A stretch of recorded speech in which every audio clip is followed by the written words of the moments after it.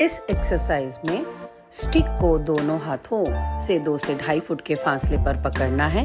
पैरों में भी 2 से 2.5 फुट का फासला रखना है और टर्न करते हुए एक पैर आगे एक पैर पीछे हो जाएगा और दोनों हाथों को ऊपर करते हुए अंडर आर्म स्ट्रेच करते हुए स्विंग करना है। इसके हम 20 काउंट के 3 सेट लगा सकते हैं।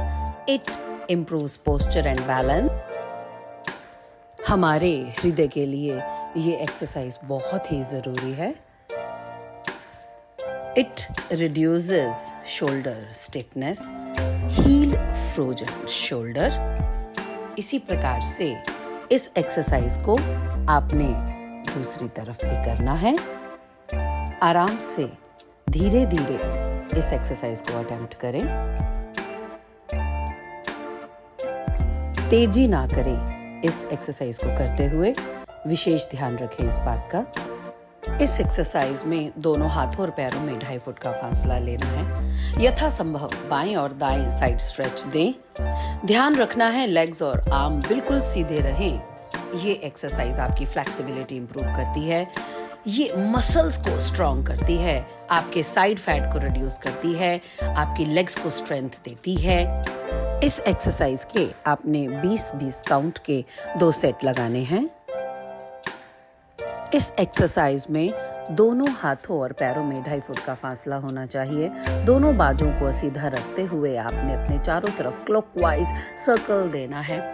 ये एक्सरसाइज आपके अब्डोमिनल मसल्स को स्ट्रॉन्ग करती है, आपके शोल्डर गर्डल को अलाइन करती है, फ्रोजन शोल्डर को हील करती है, नेक हम्प को भी हील करती है, सर्वाइकल पेन को दूर करती है, डाइजेशन बढ़ाती है और आपके बेली फैट को लूज करती है।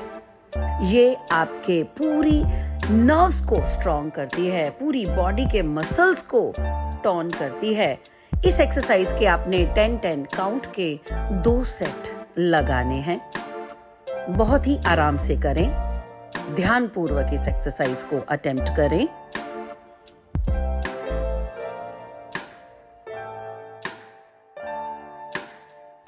नेक्स्ट एक्सरसाइज में आपने दोनों पैरों में 2 फुट का और हाथों में 3 फुट का फासला होना चाहिए। दोनों हाथों को पीछे घुमाते हुए स्टिक को अपने हिप्स पर टच कराकर वापस लाना है। धीरे धीरे बहुत ही आराम से इस एक्सरसाइज को अटेम्प्ट करें। ये आपके फ्रोजन शोल्डर में बहुत हेल्पफुल है, आपके हम्प को हील करती है, सर्वाइकल को हील करती है, आपकी बाजुओं को स्ट्रॉन्ग करती है। इस एक्सरसाइज के 10-10 काउंट के 2 सेट लगा सकते हैं। बहुत ही आराम से धीरे धीरे इस एक्सरसाइज को अटेम्प्ट करें। यथासंभव ही अपने शोल्डर्स को घुमाएं। नेक्स्ट एक्सरसाइज में भी पैरों में 2 फुट का फासला और हाथों में 3 फुट का फासला होना चाहिए। इसमें स्टिक को शोल्डर ब्लेड्स पर लगाना है। यह ध्यान रहे कि नेक पर स्टिक नहीं लगानी है। अब यथासंभव बाएं और दाएं घूमते हुए टर्निंग देनी है।